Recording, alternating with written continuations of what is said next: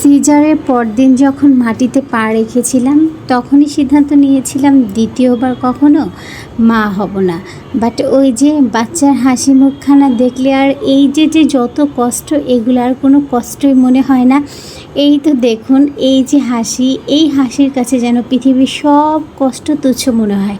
আর তাই তো আল্লাহর রহমতে দ্বিতীয়বারের মতো মা হতে চলেছি, আলহামদুলিল্লাহ।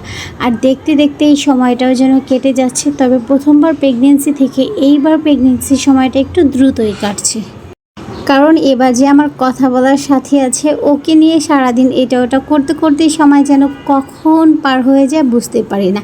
আর এই তো প্রায় অনেক দিন ঘরবন্দি থাকার পর ফাইনালি একটু বাইরে বের হলাম। কারণ হচ্ছে দেখা যায় এই সময়টাতে খুব বেশি বাইরে ঘোরাঘুরি করা যায় না, বা হচ্ছে করতেও ভালো লাগে না, খুব বেশি ক্লান্তি থাকে, ভারী কোনো ড্রেস পরতে ইচ্ছে করে না। সো এই বিষয়গুলো মিলিয়ে আর হয়ে ওঠে না। তো এই তো হচ্ছে আজকে আমরা যাচ্ছিলাম শিশু মেলায়, আর আজকের আবহাওয়াটাও কিন্তু প্রচণ্ড গরম ছিল বাইরে। তারপর একটু যখন মেঘ করলো তখন ভাবলাম না, একটু ঘুরেই আসি, কারণ গরমে তো বের হওয়ার সাহসই হচ্ছে না, এত পরিমাণে গরম আজকাল পড়ছে। আর এই তো আমরা ফাইনালি চলে এসেছি শিশু মেলাতে, আর এখন হচ্ছে ভিতরে যাওয়ার পালা। আর এরই মধ্যে এখানে একটা অ্যাক্সিডেন্টও ঘটে গেছে, দেখুন সব কিছু পড়ে কী অবস্থা। তবে যাই হোক, মানুষের খুব বেশি ক্ষয়ক্ষতি হয়নি। আর এই তো ফাইনালি এখানে আমরা হচ্ছে মেলার মধ্যে ঢুকে পড়েছি।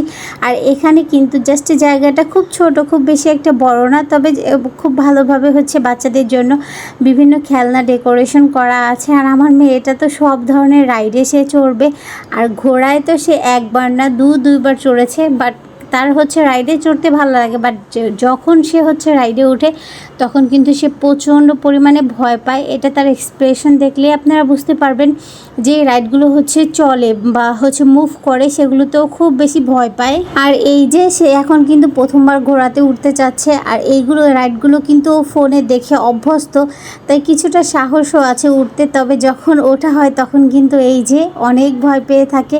এখানে ওর বাবা একবার নিয়ে উঠেছিল, দ্বিতীয়বার আমরা হচ্ছে সবাই মিলেই উঠেছিলাম এই রাইডটাতে। আর এই যে বাচ্চারা নিচেও কিন্তু গাড়ি চালাচ্ছে, আর এই রাইডটাতে তো আমরা সবাই উঠেছিলাম, দেখতে পাচ্ছেন। বাট ও কিন্তু একটু হাসি দিচ্ছে না, ওই যে ভয় পেয়ে আছে, বললাম যে ভয় পেয়ে থাকে, ওকে হচ্ছে ডেকে ডেকে আমাদের দিকে তাকাচ্ছিলাম, ক্যামেরার দিকে। আর এই তো এই জায়গাটা অনেক বেশি সুন্দর ছিল।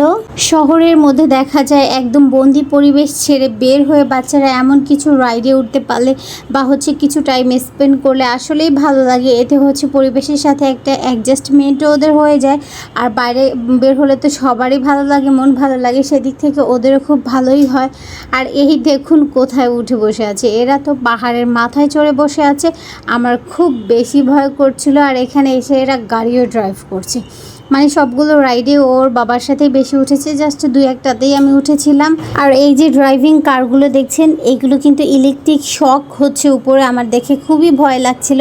বাট এরা তো মানে হচ্ছে গাড়ি ড্রাইভ করা নিয়ে ব্যস্ত আছে। তবে আমার বাচ্চাটা অনেক বেশি ভয় পাচ্ছিল, ওই যে বললাম ওর রাইডে উঠতে মন চায়, বাট ও দেখে কিন্তু ভয় পায় রাইডগুলোতে উঠতে, সাহস হয়নি তেমনভাবে। যাই হোক, সো আজকের দিনটা কিন্তু আমাদের খুব বেশি ভালোই কেটেছে।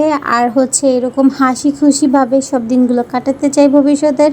সো সবাই দোয়া রাখবেন। আজকে ভিডিও এখানেই শেষ করছি। আর কে কোথা থেকে দেখছেন অবশ্যই জানাবেন কমেন্ট সেকশনে। সো আল্লাহ হাফেজ, সবাই ভালো থাকবেন।